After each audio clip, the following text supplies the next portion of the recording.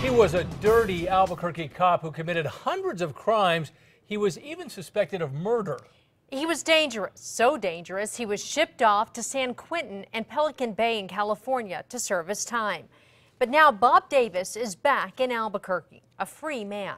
Here's News 13's Alex Tomlin. Dean, Jessica, Bob Davis was supposed to be Albuquerque's finest, but after a string of burglaries, prison escapes, and overall bad behavior, those most threatened by the former lawman thought he would be in prison for a lot longer than he really was.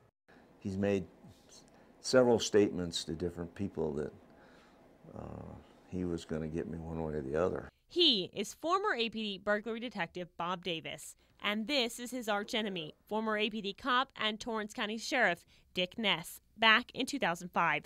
Davis ended up under Ness's watch after he was convicted for a 3-state crime spree in the 70s. Investigators say Davis and 3 other APD cops, all members of the department's softball team, would travel to games and pull off robberies in the same town.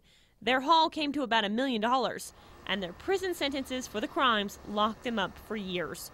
But Davis never seemed to accept his sentence. This is where Ness comes in. Davis was serving his time in Torrance County when he helped another inmate escape. We charged him with assisting the escape, and I testified against him. Davis also had a gun in jail. Ticked at Ness, Davis vowed revenge. Davis was sent to the state prison in Los Lunas, where he escaped by hiding in a delivery truck. And just a few years after that, Davis broke out of the old state pen in Santa Fe after he got onto the roof. Cops set up roadblocks and searched for Davis, and they had a good idea where he was heading. When he escaped, he left directions in his cell how to get to my house. New Mexico had enough of Davis. He was shipped off to California.